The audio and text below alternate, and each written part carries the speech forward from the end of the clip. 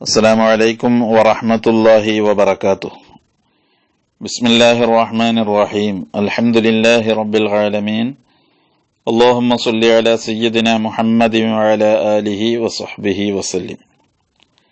ചെറിയ അശുദ്ധി കൊണ്ട് ഹറാമാകുന്ന കാര്യങ്ങൾ: നിസ്കാരം, തവാഫ്, സുജൂദ്, ജുമുഅയുടെ ഖുതുബ ഓതൽ, മുസ്ഹഫ് തൊടലും ചുമക്കലും.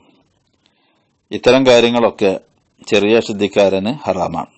സുജൂദ് എന്ന് പറഞ്ഞാൽ നിസ്കാരത്തിന്റെ പുറത്തുള്ള സുജൂദ്, അതായത് ശുക്രിന്റെ സുജൂദ്, തിലാവത്തിന്റെ സുജൂദ്. മുസ്ഹഫ് തൊടലും ചുമക്കലും ഹറാമാണ്. എന്നാൽ ഖുർആൻ ഓതല് ചെറിയ അശുദ്ധിക്കാരന് ഹറാമില്ല. അപ്പോൾ ഒരാൾ ചെറിയ അശുദ്ധിയോടുകൂടെ ഖുർആൻ ഓതിയാൽ സജദയുടെ ആയത്ത് വരുമ്പോ അവൻ സുജൂദ് ചെയ്യാൻ പാടില്ല, അത് ഹറാമാണ്. മുസ്ഹഫ് പോലെ തന്നെയാണ് വിശുദ്ധ ഖുർആനിന്റെ ആയത്തുകൾ എഴുതിയ ഒരു സാധനം, അത് തൊടലും ചുമക്കലുമൊക്കെ ഹറാമാകും.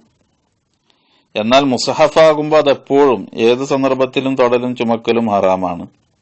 എന്നാൽ മറ്റുള്ള വസ്തുക്കളുടെ മുകളിൽ ഖുർആനിന്റെ ആയത്തുകളൊക്കെ എഴുതിയിട്ടുണ്ടെങ്കിൽ അത് പഠിക്കാൻ വേണ്ടി എഴുതിയതാണ്, അതല്ലെങ്കിൽ ഓതാൻ വേണ്ടി എഴുതിയതാണ് എങ്കിലാണ് ഹറാമാവുക. എന്നാൽ ബറക്കത്ത് ഉദ്ദേശിച്ച് എഴുതിയതാണെങ്കിൽ അത് തൊടലുകൊണ്ടോ ചുമക്കലുകൊണ്ടോ ഹറാമ് വരില്ല. മുസ്ഹഫ് അതെങ്ങനെ തൊട്ടാലും ഹറാമാണ്.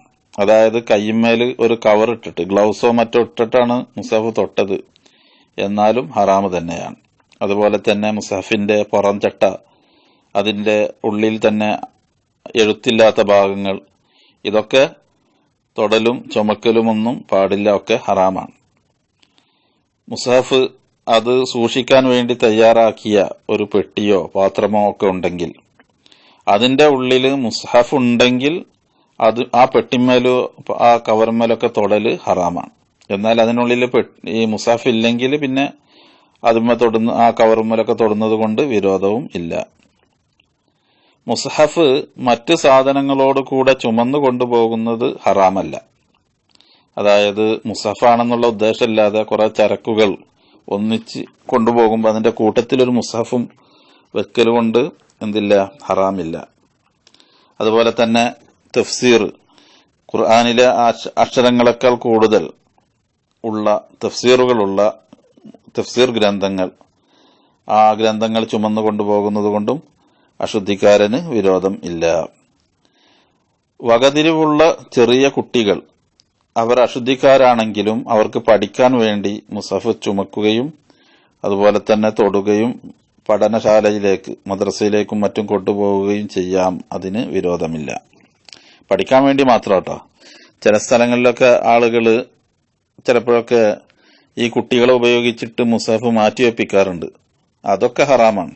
അവരുടെ ആവശ്യത്തിന്, അഥവാ പഠനം എന്നുള്ള ആവശ്യത്തിന് വേണ്ടി മാത്രമാണ് അവർക്ക് അശുദ്ധിയോടുകൂടെ മുസ്ഹഫ് തൊടലും ചുമക്കലുമൊക്കെ അനുവദനീയമായിട്ടുള്ളത്. തമ്മീസ് ഇല്ലാത്ത വളരെ ചെറിയ കുട്ടികൾക്ക് മുസ്ഹഫ് അതുപോലെ തന്നെ മറ്റ് ആദരിക്കപ്പെടുന്ന സാധനങ്ങൾ അത് ലഭിക്കുന്ന രീതിയിൽ സൗകര്യപ്പെടുത്തി കൊടുക്കല് ഹറാമാണ്. അവരതിനെ നശിപ്പിച്ചു കളഞ്ഞാൽ, അതല്ലെങ്കിൽ അതിന്റെ ആദരവിനെ ഭംഗം വരുത്തുന്ന രീതിയിൽ വല്ലതും ചെയ്താൽ അതിന്റെ ഉത്തരവാദികൾ രക്ഷിതാക്കളായിത്തീരുന്നതാണ്. മുസ്ഹഫിന്റെ ഉള്ളില് ദിർഹം പോലത്തത് വെക്കരുത്, അത് ഹറാമാണ്. അതുപോലെ തന്നെ ആവശ്യമില്ലാതെ മുസ്ഹഫ് കീറിക്കളയലും ഹറാമ് തന്നെയാണ്. മുസ്ഹഫിന്റെ നേരെ കാല് നീട്ടല് ഹറാമാണ്. മുസ്ഹഫ് ഉയരമുള്ള സ്ഥലത്താണെങ്കിൽ കുഴപ്പമില്ല, അതേസമയം മുസ്ഹഫിന്റെ നേരെ കാല് വരുന്ന രീതിയിൽ വെക്കല് ഹറാമായിത്തീരും.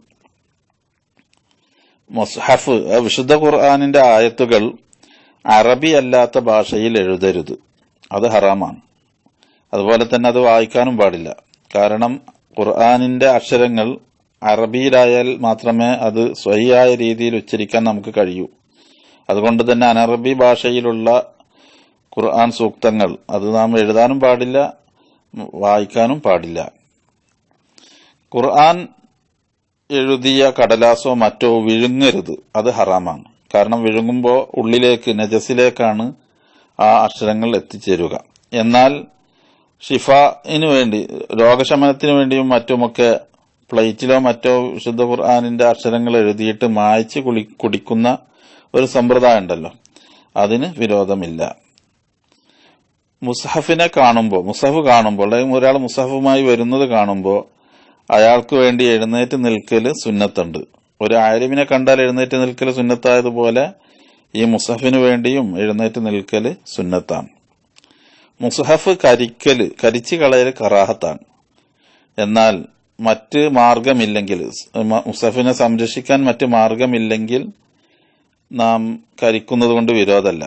എന്നാൽ ഏറ്റവും നല്ലത് ആ ഖുർആനിന്റെ പ്രതികൾ നമുക്ക് സൂക്ഷിക്കാൻ പ്രയാസമായി കണ്ടാൽ വെള്ളത്തിലോ മറ്റോ അത് മായ്ച്ച് കളയുകയാണ് വേണ്ടത്. അതിന് കഴിയുന്നില്ലെങ്കിൽ അവസാന ഘട്ടത്തിലാണ് കരിക്കാൻ പറ്റുകയുള്ളൂ.